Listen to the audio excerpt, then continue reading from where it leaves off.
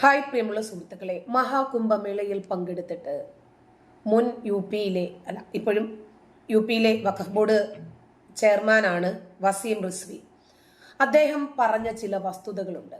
താൻ മതം വിടാൻ കാരണമായിട്ടുള്ള, താൻ സനാതന ധർമ്മം സ്വീകരിക്കാൻ കാരണമായിട്ടുള്ള ചില കാര്യങ്ങളെ സംബന്ധിച്ചിട്ട് അദ്ദേഹം പറയുന്നുണ്ട്. ഇപ്പോൾ ഖുർആനിനെ സംബന്ധിച്ചിടത്തോളം നമുക്കറിയാം, ഏതാണ്ട് 23 വർഷക്കാലത്തിനിടയിൽ അല്പാൽപമായി സന്ദർഭങ്ങൾക്കനുസൃതമായിട്ട് ജിബ്രീൽ എന്ന മലക്ക് മുഖേന ഹിറാ ഗുഹയിലായിരിക്കുന്ന സമയത്ത് ആദ്യമായിട്ട് പ്രവാചകൻ അവതരിപ്പിച്ച് കിട്ടിയ ഒരു റമളാൻ മാസത്തിൽ തുടങ്ങിയ അവതരണമാണ് ഖുർആനിൻ്റെത്.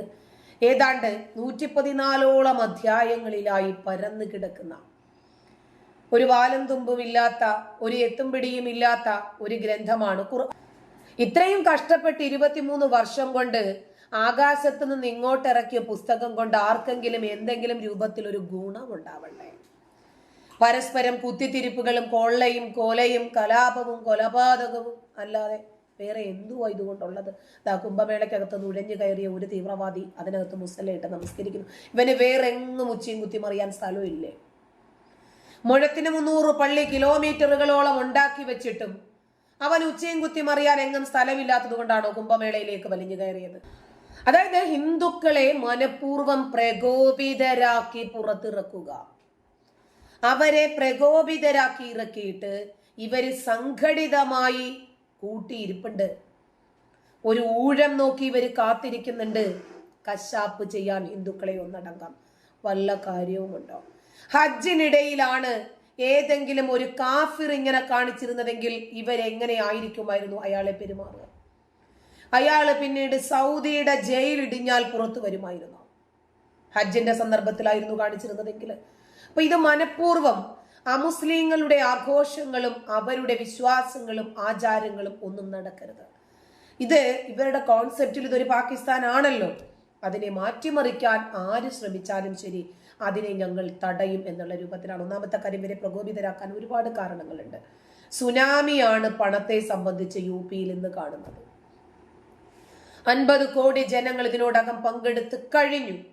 ഇനിയും നീട്ടാനാണ് സാധ്യത. കാരണം അഖിലേഷ് യാദവ് ഒക്കെ പറഞ്ഞതുപോലെ ഒരുപാട് ഹിന്ദുക്കൾ ഇനിയും കുംഭമേളയിൽ ഒന്ന് സംഗമിക്കുന്നതിന് വേണ്ടി കാത്തിരിപ്പുണ്ട്. അതുകൊണ്ട് കുറച്ചുകൂടി അങ്ങോട്ട് നീട്ടണം എന്ന് പറഞ്ഞു വെച്ചിരിക്കുവാണ്. ഏതാണ്ട് 45ഓളം ദിവസം നീളുന്ന അവരുടെ മഹാ ആഘോഷം, അതിനകത്ത് ഇവർക്ക് എന്തിനാണ് ഇത്ര ചൊറിച്ചില്? ഇവരുടെ വട്ടച്ചൊറി കുംഭമേള തുടങ്ങുന്നതിന് മുമ്പേ തുടങ്ങിയതാണല്ലോ. ഇമാം കൗൺസിലിന്റെ ആളുകളൊക്കെ ഇളകി മറിഞ്ഞിട്ട് എന്തു പറ്റി, യോഗി പേടിച്ച് കിട്ടിങ്ങി നിലവിളിച്ചിട്ട് കുംഭമേള നിർത്തി എന്ന് പറഞ്ഞ് പ്രഖ്യാപിച്ചോ? ഇപ്പൊ നുഴഞ്ഞു കയറി കാക്കാക്കൂട്ടം അതിനകത്ത് പോയി നമസ്കരിക്കുകയും കൂടി ചെയ്തിരിക്കുന്നു. എന്നിട്ടും ഹിന്ദുക്കൾ നല്ലവരായതുകൊണ്ടും, നല്ല തന്തയുണ്ടാക്കി നല്ല തള്ള പെറ്റു വളർത്തി നല്ല സംസ്കാരത്തിലും നല്ല സാഹചര്യത്തിലും വളർന്നവരായതുകൊണ്ട് അവർ എന്തിനാണോ കുംഭമേളയ്ക്ക് വന്നത് ആ രൂപത്തിൽ അവർ അവരുടെ ഭക്തി മാർഗത്തിൽ അനുഷ്ഠാനങ്ങളും കർമ്മങ്ങളും ചെയ്ത്, വിശ്വാസമോ അന്ധവിശ്വാസമോ എന്തായിരുന്നാലും അവർ തിരിഞ്ഞുപോയി. നമസ്കരിച്ചവനെ കല്ലെറിയാനോ, അവന്റെ മുസല്ല പിടിച്ചു വലിക്കാനോ, അവനെ പിടിച്ചു കുലുക്കാനോ, അവന് ചുറ്റും നിന്നിട്ട് പിന്നെ ഹേറാം വിളിക്കാനോ ശ്രീറാം വിളിക്കാനോ ഒന്നിനും അവര് നിന്നില്ല. അവരെന്നിട്ട് അധികൃതരെ വിവരം അറിയിച്ചു, ഇതുപോലെ ഒരുത്തൻ ഇവിടെ ഉച്ചയും കുത്തി നിപ്പുണ്ട് മുസല്ല ഇട്ടിട്ട്, എന്താണെന്ന് വെച്ചാൽ നിങ്ങൾ വേണ്ടത് ചെയ്തോണമെന്ന്. അല്ലാതെ ഒരു പണിക്കും അവര് പോയില്ല. കുർബാനയ്ക്കിടയിൽ ഫ്രാൻസില് ഒരു കാക്ക മുസല്ലയുമായിട്ട് ക്രിസ്ത്യൻ ചർച്ചിനകത്ത് കയറി വന്നിട്ട് നിസ്കരിച്ചിട്ട് പോയി. ഇവർക്കൊക്കെ ഇത് എന്തിന്റെ കുത്തിക്കഴപ്പാണ്?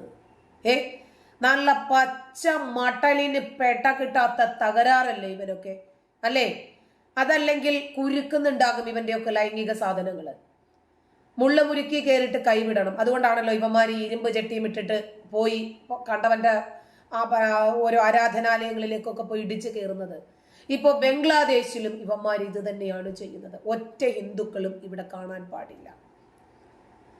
ബംഗ്ലാദേശിലെ ജമാഅത്തെ ഇസ്ലാമിക്കാരെ കയറൂരി വിട്ടിരിക്കുന്ന ഇടക്കാല സർക്കാരായ യൂനിസിന് പുതിയ പണിയുമായിട്ട് ട്രംപ് അവതരിച്ചിട്ടുണ്ട്. ഈ കാണിച്ചു കൂട്ടുന്നതിനെല്ലാം കിട്ടും നിസ്സഹായരായ ഒരു ജനവിഭാഗം. ബംഗ്ലാദേശിലെ ന്യൂനപക്ഷങ്ങളാണ് എന്ന വ്യാജേന ഇവര് കാണിച്ചു കൂട്ടുന്നത് അവരുടെ മേലെ കുറച്ചല്ല, ന്യൂനപക്ഷങ്ങൾക്ക് ജീവിക്കണ്ടേ? ഈ ഇന്ത്യയിൽ ന്യൂനപക്ഷങ്ങളായിരുന്നല്ലോ പാകിസ്ഥാൻ വിഭജിക്കുന്ന സമയത്ത് ഹിന്ദുക്കൾ, മുസ്ലിങ്ങൾ. ഹിന്ദുക്കൾ എന്തോ ചെയ്തു? ഉപ്പിലിട്ട് വെച്ചോ? ഭരണിയിലിട്ട് പുഴുങ്ങിയോ?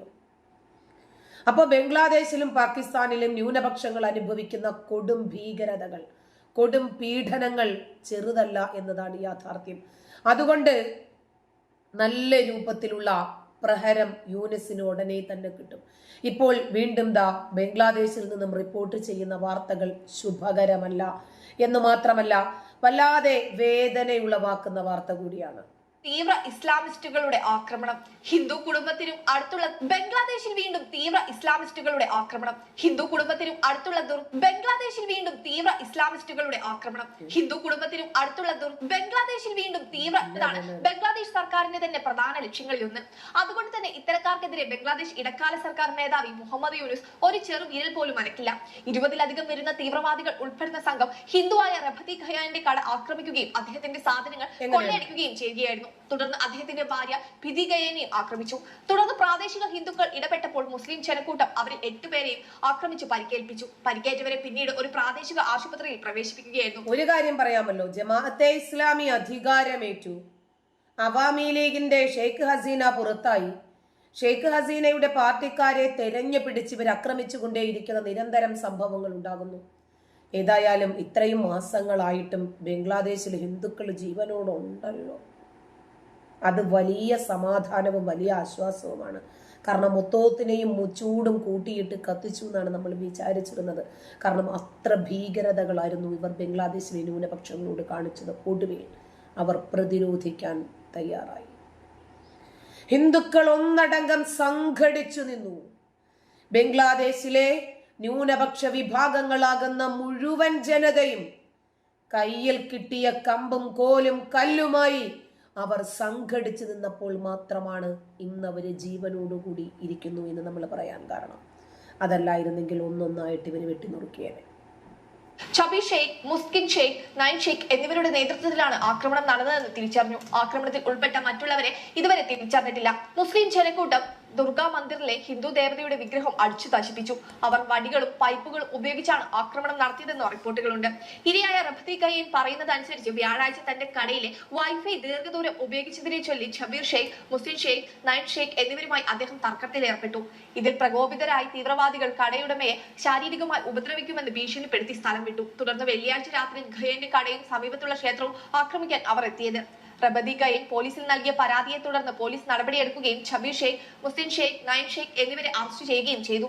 അതേസമയം കഴിഞ്ഞ ദിവസവും സോളാഹതി ദുർഗാ മന്ദിർ ഉപരോധിച്ച തീവ്രവാദികൾ സരസ്വതി ദേവിയുടെ 2 വിഗ്രഹങ്ങൾ നശിപ്പിച്ചു എന്ന റിപ്പോർട്ട് പുറത്തു വന്നിരുന്നു. ബംഗ്ലാദേശിൽ ഹിന്ദുക്കളെ അടിച്ചമർത്താനും അവരുടെ വിശ്വാസത്തെ ഇല്ലാതാക്കാനും ഇടക്കാല സർക്കാർ മേധാവി മുഹമ്മദ് യൂനുസിന്റെ നേതൃത്വത്തിൽ വൻ പദ്ധതികളാണ് അരങ്ങേറുന്നത്. അതിന്റെ ഭാഗമായിട്ടാണ് ഇപ്പോൾ ഇത്തരത്തിലുള്ള വാർത്തകൾ പുറത്തുവരുന്നത്. കാറിൽ ക്ഷേത്രത്തിലെത്തിയ തീവ്രവാദികളാണ് ആക്രമണം നടത്തിയത്. തുടർന്ന് അവർ ഹിന്ദു ദേവതകളുടെ വിഗ്രഹങ്ങൾ നശിപ്പിക്കുകയും സംഭവ സ്ഥലത്ത് നിന്ന് ഓടി രക്ഷപ്പെടുകയും ചെയ്തു. റിപ്പോർട്ട് അനുസരിച്ച് പോലീസ് പരാതിയുടെ അടിസ്ഥാനത്തിൽ തിരിച്ചറിയാത്ത ആളുകൾക്കെതിരെ കേസെടുക്കുകയും ചെയ്തിരുന്നു. ഇപ്പൊ എത്രയായി ബംഗ്ലാദേശിൽ റിപ്പോർട്ട് ചെയ്ത ഇതുപോലെയുള്ള ആക്രമണ പരമ്പരകൾ അരങ്ങേറുന്നു? ഒരാളെയെങ്കിലും ശിക്ഷിച്ചതായിട്ട് അറിയാമോ? ഇതുപോലെ വാർത്തകൾ വരുമ്പോൾ ശരി, ഇന്ന ആളെ അറസ്റ്റ് ചെയ്തു, പിൻവാതിലിലൂടെ അവരെ പുറത്തുവിടുന്നു. കാരണം കാക്കാക്കൂട്ടത്തെ ബംഗ്ലാദേശിന് ശിക്ഷിക്കാൻ പറ്റുമോ? അവർ ചെയ്യുന്നത് ഇസ്ലാമികപരമായി നോക്കുമ്പോൾ ശരിയായ കാര്യമല്ലേ? ബംഗ്ലാദേശിലെ യൂനിസ് അല്ലേ ശരിക്കും പറഞ്ഞാൽ ഇത് ചെയ്യേണ്ടത്?